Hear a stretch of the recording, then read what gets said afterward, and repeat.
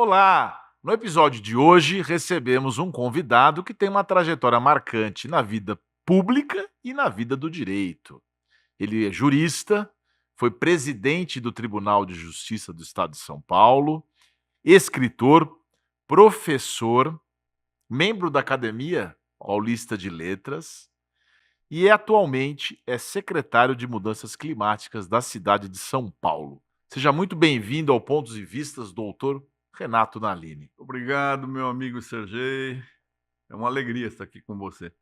A alegria é minha e eu gosto dessa palavra amigo, porque eu o conheço desde os primórdios dos nossos tribunais de alçada Isso. aqui do estado de São Paulo. Os advogados e advogadas com OAB mais antiga certamente lembrarão do saudoso TACRIM, primeiro TAC, segundo TAC. Melhor tribunal que o Brasil já teve. É, já teve. Lá a gente era muito acolhido, principalmente o TACRIM, né, do qual, você também foi presidente, né? Sim. Bom, hoje nós vamos falar um pouquinho sobre o judiciário. Aliás, o judiciário, na tua visão, como é que de lá para cá você saiu que ano e de lá para cá como é que você vê o poder judiciário Eu como um todo? saí em 2016. Já Eu acho faz que houve mudanças significativas na questão da tecnologia, né, que eu já gostava de tecnologia já no Tacrim. Você deve lembrar que foi o primeiro tribunal que teve habeas corpus julgado online, né. Depois nós fizemos também as nossas sessões plenárias eram virtuais, né, embora as pessoas presentes, mas nós levávamos o laptop, o notebook, para não levar aquelas pilhas, toneladas de papel, né. Então o judiciário avançou bastante nesse período, né, nesses quase 10 anos, 9 anos. Eh, e o judiciário no Brasil, ele tem passado por percalços, né, tem muita crítica, mas eu tenho sempre tentado defender a magistratura, da qual eu ainda não afetivamente eu não me liberei, eu sou ainda sonho que eu estou fazendo julgamento, você acredita? Você não foi para advocacia? Não, eu nunca advoguei. Eu no meu tempo, Sergei, que havia o solicitador acadêmico, eu não pude ser solicitador acadêmico, porque eu exercia função pública, eu já era secretário da educação da prefeitura de Jundiaí. Então eu fui direto para o Ministério Público, né, em 1972, depois fiz outro concurso para magistratura em 76 e fiquei até 2016, né. Então eu tenho um filho advogado, um bom advogado, e às vezes ele vem conversar comigo, eu falo ele chama João Batista, nome do meu pai. Eu falo: "João, teu pai nunca advogou, então ele não é um estratega, não é alguém que tem, assim, A visão do orientação de fazer como, encaminhar uma demanda, né".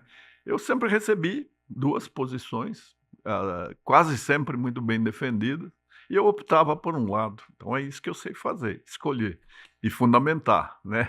Agora procurar uma estratégia, como defender, como lidar com o argumentar. cliente, que também não É. é fácil. Isso não seria problema, eu sempre fui acho que você é a prova disso, eu sempre atendi Foi as pessoas cordial, com isso é muita verdade, é reconhecidamente com um cordial. mínimo de polidez, pelo menos, né, sempre Mas o tive. problema é o contrário. Às vezes o cliente não É, tem uma é, confiança e até mesmo um respeito pelo advogado. É sim. complicada essa Eu relação. falo esse eu falo para o meu filho também, e falava para os alunos quando eu dava aula na graduação, hoje eu só estou orientando pós-graduandos, mas eu falava na graduação: "Cuidado, a pessoa procura advogado quando já está, No limite. já fez uma série de equívocos, errou, insistiu no erro, aí procura. Depois que o advogado resolveu, fala: "Ah, o senhor fez uma petiçãozinha e agora quer me cobrar", Nem né. foi para a delegacia. O senhor acha que Então, você eu entendo bem isso, né, e acho que, cuidar de cliente, assim, atender cliente é uma das tarefas, assim, das quais eu estou sou poupado mas vejo meu filho sofrer. o pessoal brinca na advocacia que a maior vingança do advogado em relação à magistratura é quando eles vão advogar e tem que lidar com o cliente, sobretudo com o cliente e com as suas agruras, com os seus desesperos, É. é uma questão difícil. Agora os sonhos, porque advogado às vezes tem pesadelo com prazo. Você diz que ainda tem sonhos, os seus sonhos são bons? São, eu tenho sonhos, às vezes longos, nem contei isso, assim, para eu não faço análise, eu nunca fiz nada dessas terapias, assim, mentais, né. Eu Certo. procuro trabalhar, então o trabalho me poupa dessas angústias. Mas eu tenho sonhado que eu estou em julgamento, Na sessão. na sessão, e que eu procuro convencer meus colegas de uma tese. Isso sempre acontecia na prática, que eu tinha algumas atitudes atípicas, assim, uns pensamentos, e queria convencer. E às vezes eu convencia, outras vezes não, né. E eu sonho muito com isso. Então, ou seja, eu durmo de toga. Dorme com a toga, né. E tem advogado nesse sonho também, sustentando oral? Não, por enquanto estou só ali Só naquela na parte com que lhe cabe, os né. meus colegas, eu. E depois dessa trajetória consolidada no judiciário, que você ainda tem sonhos, você ocupa agora essa pasta voltada ao meio ambiente na cidade de São Paulo. Primeiro, você chegou também a ser secretário de educação. Do estado de São Paulo. É. Então essa experiência pública, ela é mais complicada, ela é mais desgastante, ela é mais prazerosa que a função de juiz? Não, ela é muito angustiante. Eu acho que principalmente depois da Constituição, Sergei, as pessoas têm uma cultura do direito. Todos têm direito, todos têm direito. Eu acho que houve, assim, um excesso, né, do constituinte, porque nós vimos uma fase autoritária, então essa é a Constituição que já foi chamada panaceia. Ela tem que cuidar de tudo, atender a tudo, a todas as demandas, todas as pretensões. Então é um texto muito complexo, muito grande, analítico, né? Como dizia, diz ainda o meu amigo Carlos Aires Brito, ela cuida da toga-tanga, tudo, né, tudo. Poeta, poeta, Ele é Carlos. poeta, Poeta. Varal de Barboletas, ele tem um livro assim. Mas a Constituição excedeu-se em tratar dos direitos, que além dos 5 fundamentais ali do artigo 5º, né, vida, liberdade, igualdade, propriedade e segurança, tem 78 incisos irradiando esses direitos. Depois ainda 3 parágrafos ali que acolhem como direito tudo aquilo que o Brasil assinar de documento é já direito fundamental, e mais aqueles que puderem ser extraídos de uma interpretação criativa da Constituição. Então, é só direito. Eu acho que isso levou a população a exigir os seus direitos e achar que o poder público tem obrigação de atender a todas as demandas, a todas as pretensões. Então é ilimitada a pretensão popular, da população em geral, e não estou falando dos mais carentes, não, é todo mundo, todas as castas, todas as classes sociais demandam bastante do poder público, e tudo é obrigação do poder público, esquecendo-se de que ele é coordenador de uma atuação em nome da população, feita, né, efetivada por representantes eleitos, mas os recursos são finitos, as demandas são infinitas. Mas a que se deve esse comportamento ou esse diagnóstico? A uma questão cultural? Porque também tem gente que fala que as ofensas desse Estado, ainda com dificuldade, do Estado como um todo, também são ilimitadas. Tem muitas ofensas. Ah, lógico, eu acho que nós temos, assim, uma federação bizarra, né, uma república federativa muito bizarra. Eu estou sentindo isso na pele. As obrigações são do município. As competências regulamentares, competências legislativas são da União. Então veja o descompasso, né, a União é um sorvedouro de toda a contribuição do Brasil inteiro. São Paulo carreia para a União, uma quantia fabulosa, volta muito pouco para São Paulo, e São Paulo é o refúgio de todos os brasileiros. E hoje Sergei, não só de brasileiros, né, nós temos inúmeros estrangeiros que dependem do assistencialismo da prefeitura de São Paulo, né, essas pessoas que você vê na rua, essas pessoas nos hospitais, nas unidades básicas de saúde, elas vêm de todos os lugares. O prefeito, há umas semanas, foi inaugurar uma maternidade para acolher aquelas grávidas que não têm onde dar luz, não têm onde fazer pré-natal. E ele, contente com aquela entrega para a população, ele foi perguntando de leito a leito: "E a senhora de onde é?". "Eu sou da Venezuela". "E a senhora de onde é?". "Eu sou do Haiti". "Eu sou da Bolívia". "Eu sou da Nigéria". Não tinha paulista nenhuma. São Paulo tem que sustentar todo esse pessoal, né. Eu tenho experiência pessoal, do pessoal que trabalha em casa, moram na Bahia, os familiares, mas quando tem algum problema vem para se tratar em São Paulo, né, que São Paulo acolhe todas as pessoas. Então, é uma experiência interessante, mas muito angustiante. Nós precisaríamos fazer um outro pacto, né, deixar a União com poucas competências, né, e prestigiar as entidades subnacionais, principalmente os estados, né, e também refrear essa volúpia de criação de municípios, né. Município que não tem renda para sobreviver deveria voltar a ser distrito. Não é possível que a república gaste tanto com, ah, quadros funcionais, com viaturas, etcétera. Até porque o município gera uma câmara municipal, vereadores e tudo mais. Mas esse teu cabedal jurídico e pessoal te ajudou nessa construção do homem público para tratar das questões, da população?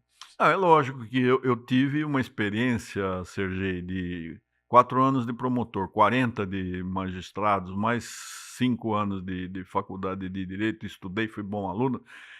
São 50 anos de leitura Educação. diária de legislação, doutrina, jurisprudência e de produção de jurisprudência. Então, cada processo que eu recebi era um problema real, concreto, né. Então essa tópica me deu uma visão muito interessante, não há novidade para mim, assim, em termos até ambientais, porque eu fiquei 15 anos na Câmara reservada ao meio ambiente. Hoje ela se chama são 2 câmaras reservadas ao meio ambiente. No meu tempo era Câmara Especial do Meio Ambiente, que eu ajudei a criar. Eu achei que nós precisávamos. O Brasil inteiro já tinha varas ambientais, nós não. O Tribunal de Justiça resolveu criar câmaras, especiais do meio ambiente. Então as questões que São Paulo hoje está enfrentando, né, e são seríssimas, as questões, derivadas Climáticas. das emergências climáticas, eu já tinha Já tinha noção, experiência. né. E o que que é essa emergência climática? O que que é esse conceito de justiça climática? O que que tudo isso envolve? Então, Sergei, eu acho que é muito clara a situação do mundo hoje, e nós estamos experimentando isso aqui na nossa cidade. Os cientistas, durante décadas, avisaram que nós estávamos maltratando a natureza, nós estávamos nos servindo da natureza como se ela fora um supermercado do qual nós extraímos tudo e não devolvemos nada. A história de São Paulo é um exemplo de maltrato à natureza. Se você imaginar, né, no século XVI, 1554, 4 jesuítas saem de São Vicente, sobem a serra, que não havia Anchieta, nem imigrantes, nada, eles sobem talvez engatinhando, imagine essa muralha verde. Chegam aqui no Planalto e o que que eles veem? 4 grandes rios, milhares de córregos, de riachos, uma vegetação exuberante, uma fauna maravilhosa, colorida, peixe à vontade. Isso é aqui mesmo, vamos fazer uma outra civilização. Vamos começar aqui com um colégio jesuíta, e isso aqui vai ser um centro irradiador da nossa cultura e da nossa religião. Tinha esse aspecto de apostolado, né. E o que que nós fizemos? Nós asfaltamos a cidade hoje não é para as pessoas, é para os automóveis. O que que nós fizemos com o Tietê? O Tietê, ele serpenteava, ele era sinuoso naquelas várzeas do Tietê. O que que nós quisemos retificar? emendar a natureza e fizemos um canal que o que ele é hoje? Coletor de imundície. Coletor de esgoto in natura, de substâncias químicas venenosas e de toda a sujeira que a população lança. É colchão, é poltrona, é carcaça de carro, é bicicleta quebrada, é cachorro morto e lixo, lixo, lixo. Você sabe quanto nós produzimos de resíduo sólido? Que hoje a gente não fala mais lixo, porque o lixo pode ser luxo, ele pode ser reciclado, pode virar a ser dinheiro. Ideia de economia circular, de logística reversa, que o mundo civilizado faz, e faz muito bem. Aqui em São Paulo, nós arrecadamos 15 mil toneladas diárias. Não é 15 toneladas, não. 15 toneladas um hospital produz. 15 mil toneladas. 15 mil toneladas diárias. Sabe quanto vai para reciclagem? 3%. 3%. Por quê? Porque a população não se dá o trabalho de separar. País civilizado como a Suíça tem 9 categorias de descarte. Eles chegam à sofisticação de querer que você coloque num espaço o vidro branco, no outro o vidro verde, no outro o vidro marrom, e assim vai. Aqui não, bastaria 3 divisões. Aquilo que apodrece, né, o lixo ou o resíduo orgânico, que pode virar compostagem, fertilizante, pode ser hoje feito biometano, né, através de usina, para trocar os combustíveis fósseis, a latinha e o vidro, e o restante, papelão, isopor, essas outras coisas. As pessoas misturam tudo. Eu vou fazer uma pequena pausa, porque a gente tem um tempo, e na volta eu quero saber qual o papel da prefeitura, porque eu sei que tem coleta seletiva. Tem horários, as pessoas ficam sabendo, e se a população está participando dessa possibilidade. A gente vai para o intervalo e já volta.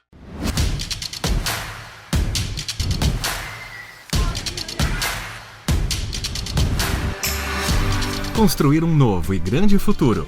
Essa é a missão da maior entidade assistencial de classe do Brasil, a CAASP. Assim como você, nós também sonhamos alto e estamos preparados para oferecer milhares de serviços e benefícios às cidades das mais de 250 subseções no estado de São Paulo, sempre presentes no interior, litoral e capital. Nós valorizamos a atitude, agir para aprimorar, modernizar. Olhar para o futuro, para a jovem advocacia e então caminharmos juntos.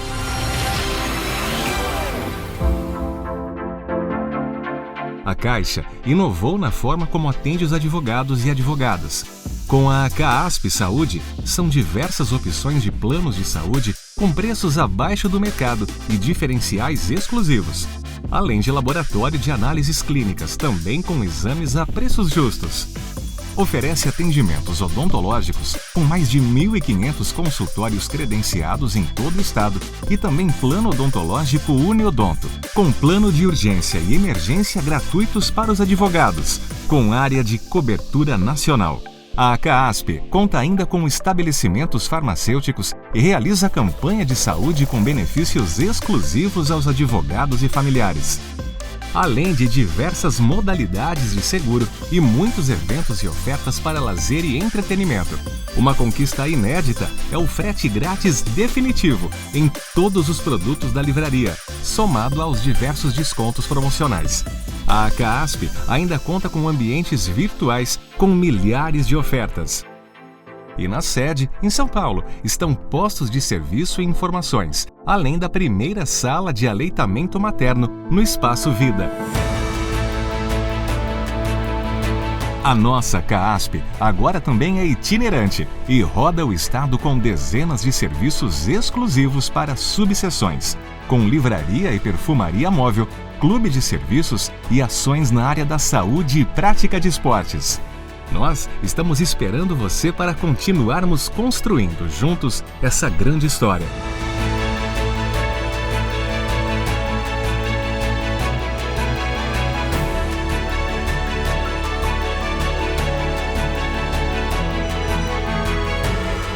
Vem pra CAASP!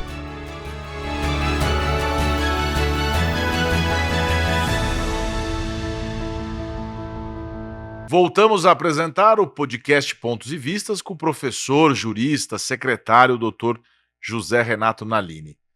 Eu fiz uma pergunta no bloco passado. A população participa, porque hoje você tem instrumentos, você tem os horários, você tem determinado bairro, ó, passa segunda, terça e quarta o reciclado. As pessoas se interessam por isso, é muito pouco. Você tem conhecimento desse percentual face a esses índices que você disse O aí que no nós mundo? temos, Sergei, é o resultado. Se 3% só dessas 15 mil toneladas chegam à reciclagem, é porque 97% são embalados de uma forma errônea, tudo misturado, né? E vai para aterro sanitário. Aterro sanitário não é uma solução. É um espaço nobre que poderia ser um jardim, um parque, né? Não, são camadas e camadas de resíduo soltando chorume, né, com todos aqueles inconvenientes que tem do excesso de desperdício nosso. A população realmente não ajuda. Quem ajuda, e não é bem compreendido, é o catador, né? O catador que Aquele é... da carroça? Sim, e esses que caminham, até avulsos, assim, recolhendo aquilo que lhes dá sustento, Como né. latinhas, essas coisas. Sim, e essa atuação, essa ação deles diuturna, né, até a tarde da noite, tem alguns inconvenientes. Por exemplo, eles abrem os recipientes Às vezes e não fecha. ficam procurando e jogando, às vezes, coisa fora. Mas nós temos 50 cooperativas de catadores. A prefeitura orienta, né, faz com que as cooperativas se formalizem, né, tenham uma estrutura. E então algumas estão em incubação, outras já estão funcionando.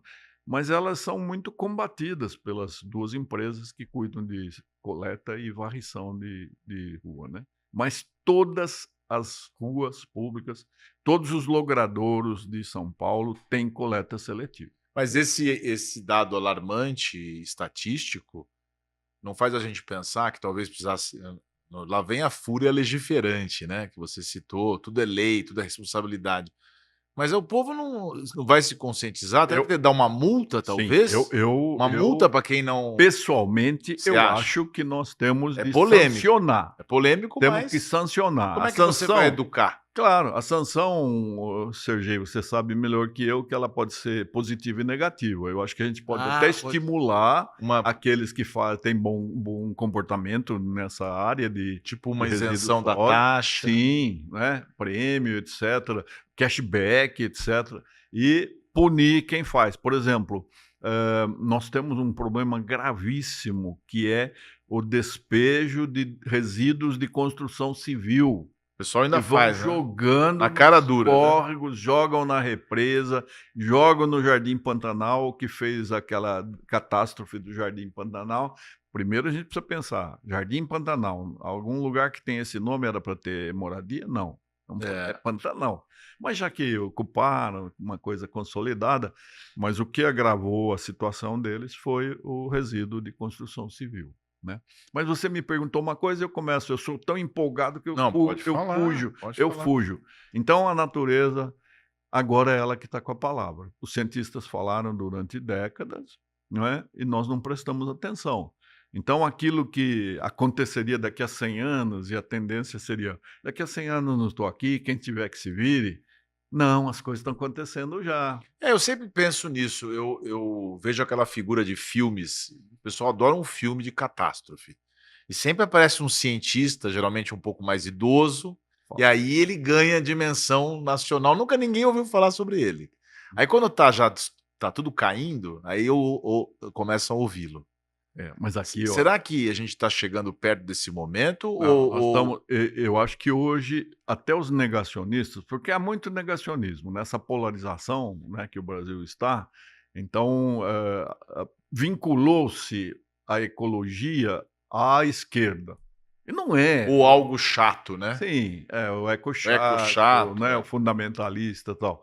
Mas, eu acho que o Brasil vai ter que prestar atenção em Carlos Nobre, que é o maior climatologista brasileiro, um dos maiores do mundo, em José Goldenberg, que é um físico que é reconhecido no mundo inteiro, foi indicação de Gorbachev para o presidente Collor nomeá-lo ministro aqui, né? Eles vêm alertando há muito tempo, né? Paulo Saldiva, Marcos Buqueride, tem uma porção, Fábio Feldman, né?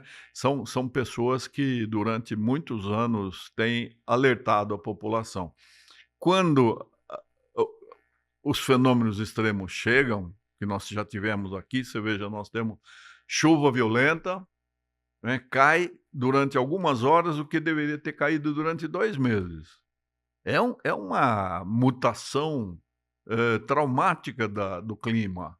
Ou então aquelas ondas de calor, o calor está matando mais do que frio em São Paulo, Sergei. Mas a gente sempre escuta alguém, e até lideranças políticas nacionais e internacionais, que nessa hora fala: "Tá vendo, ó, esfriou, cadê a efeito estufa?". Salvo engano, o presidente Trump saiu do Acordo de Paris, o que é isso? Que tinha um convênio. Será que não falta um pouco de transparência e dizer assim: "Ó, nós estamos dando milhões aqui e está reduzindo tanto de carbono"? O o que acontece é que qual é a máquina que move o mundo? O mundo é movido a quê? A dinheiro. Dinheiro. Dinheiro, E né. petróleo também, né? Então, e o petróleo é dinheiro. Então, por que que veja a incongruência da COP30, né, que é uma COP que o mundo esperou que, por ser na Amazônia, Que vai ser agora, vai ser em novembro, novembro, em isso, Belém. em Belém do Pará, né. As 3 últimas COPs foram em países exportadores de petróleo, né, Egito, Emirados Árabes e Azerbaijão. Então foram COPs em que o petróleo era o patrocinador, não houve nenhuma palavra sobre a descarbonização, que na verdade a gente tem de falar em desfossilização, porque carbono, nós somos de carbono, se falar em descarbonização, Tem que tirar o tem óleo. que nós mesmos, né. Então, não se falou disso nas últimas 3 COPs. Aí fala: "Bom, o Brasil, né, que vai fazer a sua reunião", a reunião não é nossa, é da ONU, mas a ONU vai fazer numa região icônica, emblemática, Amazônia, floresta, maior floresta tropical do mundo, pulmão do mundo, rios voadores, etc. Há toda uma lenda, né, uma fábula, uma coisa bonita em relação à Amazônia. O Brasil vai falar então de descarbonização. Não, ah, o Brasil vai fazer exploração de petróleo na foz do Amazonas, né. A presidente da Petrobras ontem falou a mesma coisa que o Trump fala a respeito de petróleo, né, que precisa mais petróleo, etc, dizendo que vai usar o dinheiro do petróleo para fazer descarbonização. Por enquanto, a renda da Petrobras é 0,1% para efeitos climáticos, 99,99 para o Você vai lá fazer esse contraponto? não sei, Não sabe, se foi convocado. não sei se eu atendo a determinação do meu prefeito, se ele quiser que eu vá, eu vou. Agora, até porque São Paulo é importante, né, Sim, aparecer, mas nós vamos fazer, Sergei, isso é muito bom que você ajude, o Fabrício está junto, né, o Axuxi, que é o Rodrigo, o secretário do Verde e Meio Ambiente, a Ângela Gandra, secretária de Relações Internacionais, a Marcela Arruda, da gestão, o Padula, da educação, nós estamos todos unidos. fazendo uma programação, um grande calendário de eventos pré-COP aqui em São Paulo. Então, a OAB está ajudando, com a Rosa Ramos, que é presidente da Comissão do Clima, ela era do Meio Ambiente, agora foi criada essa Comissão do Clima. Então, nós gostaríamos que todos entrassem nesse espírito de COP, para que a população saiba o que é COP e saiba o que ela pode fazer para melhorar a situação de São Paulo, né? Porque hoje nós falamos emergência, as coisas chegaram tão abruptamente que não é mais mudanças, pequenas mudanças climáticas, não, são emergências, são urgências. E a população pode fazer, ajudando a separar o resíduo sólido, economizar um pouquinho de água, que nós vamos ter uma escassez hídrica gravíssima, né? Economizar energia, andar mais a pé, usar transporte coletivo em vez de inundar a cidade de automóvel, etc, né, que é o veículo mais egoísta do mundo. Aliás, Uma pessoa, só um motorista. pois é. E é uma cultura de carro aqui, não Sim, tem jeito, né. é. E esse egoísmo talvez perpasse gerações por conta dessa visão de que não está me atingindo agora, talvez nem meus filhos, nem meus netos, É, então para que eu vou me preocupar com isso? Porque eu pergunta não... para o pessoal do Rio Grande do Sul, pergunta para o Então. pessoal ali da Barra do Saí, né, em São Sebastião, para o pessoal de Petrópolis, né? Mas mesmo aqui nós temos regiões em São Paulo, há regiões áridas. Nós temos 10 regiões que têm clima desértico em São Paulo. Sapopemba, Itaquera e, por incrível que pareça, Moca. São as 3 mais áridas. Nós precisamos de mais árvores em São Paulo. Nós precisamos plantar árvores. Seu irmão Fabrício, secretário das subprefeituras, e eu temos plantado árvores todos os sábados, né? Gestos pequenos ainda, 20 árvores, 50 árvores, mas nós temos nos viveiros da prefeitura 170 mil árvores adultas, prontas para serem plantadas. Nós gostaríamos que a população se interessasse, porque infelizmente, Sergei, a prefeitura recebe 100 pedidos de remoção de Poda, árvore, né? remoção ou poda, e recebe 2 pedidos para plantio. Ai, Nós precisamos ter uma cultura de árvore. O professor Goldenberg fala, é a tecnologia mais eficiente, mais eficaz e a menos dispendiosa, a mais barata. Enquanto o mundo está querendo enterrar gás carbônico no centro da Terra, perfurando a Terra, quilômetros para que é uma bomba relógio aquilo, você não sabe se o carbono vai voltar, nós temos árvores aqui, né? A biodiversidade maravilhosa, nosso bioma da Mata Atlântica tem tantas espécies aí. Goste de árvore, a árvore é sua amiga. como é que a gente estimula? Talvez inserindo isso no contexto de formação do jovem, até na formação jurídica, incutindo essa cultura de... A gente precisa disseminar, né? Mostrar que árvore é alguma coisa boa. São Paulo tem uma cobertura, assim, percentual muito boa, a nossa cobertura arbórea. Por isso que o Papa Francisco chamou o prefeito para conversar com outros 19 prefeitos em maio do ano passado, para cumprimentar, porque o prefeito estava expropriando 32 áreas, né, eram as áreas em mãos de particulares, ainda verdes. Com isso, São Paulo passa a ter 54% de cobertura vegetal. Um estudo da USP fez uma avaliação de que o território inteiro de São Paulo, da cidade, tem cerca de 90 milhões de árvores. Aparentemente a gente não vê, mas pega a Cantareira, todos os parques, depois aquele sul, o extremo sul, que vai até Itanhaém, né? Nossa, aquilo é bastante, tem bastante árvore ainda. Então, mas nós precisamos ter árvores nos lugares mais áridos, né? Que a árvore reduz a temperatura, Sergei, de 8 a 10 graus. Uma rua arborizada tem temperatura 8 a 10 graus inferior àquela... Isso é muito significativo. Muito, e não vai aparecer no assento de óbito, morreu de calor, causa morte, calor. Não, Mas vai aparecer influenciar na AVC, saúde. vai aparecer infarto, vai aparecer diabetes, derrame, etc, etc, que foram causados pelo calor. Meio ambiente também interfere na saúde pública. Muito, por isso é que a preocupação do prefeito quando criou uma secretaria de mudança climática, foi o primeiro município do Brasil a ter essa secretaria. Não é pelo amor à árvore, ao mico-leão, aquelas coisas que as pessoas... Que são, na verdade, polêmicas lançadas para diversionismo, né? criar polêmica. Não, é por causa dos humanos, né? É uma coisa que a gente precisa incutir em todas as pessoas, mas principalmente na criança. Não é a Terra que está sofrendo risco, não, de desaparecer.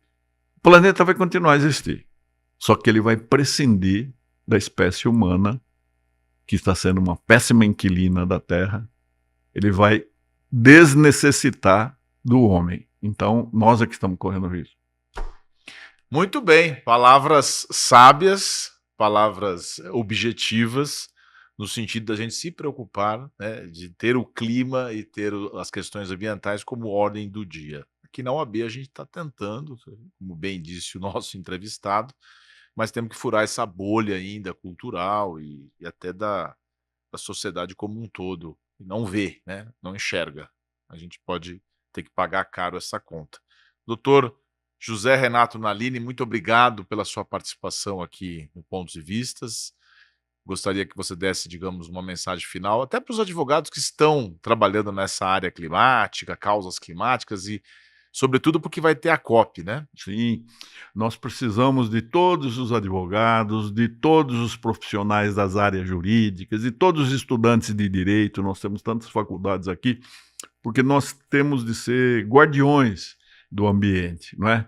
Mas eu queria dizer, finalmente, Sergei, que eu fiquei muito contente de conversar mais uma vez com você.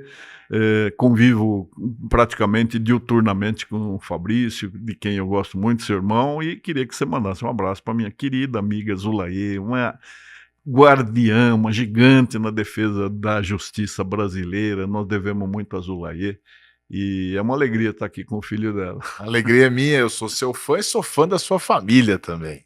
Daqui a pouco o pessoal vai achar que a gente é suspeito para tocar o programa. Como vocês puderam ver, Dr. José Renato Nalini tem um cabedal e história para contar e está muito talhado para a função que ele ocupa hoje. E obrigado a você que ficou com a gente até agora aqui no Pontos e Vistas da OAB. Até a próxima.